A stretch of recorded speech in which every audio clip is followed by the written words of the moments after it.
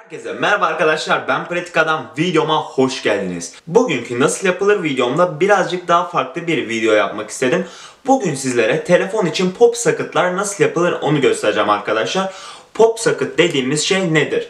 Popsocket telefonun arkasına takılan, tutuşu kolaylaştıran ve ayrıca böyle tutacak olarak kullanılabilen bir alettir.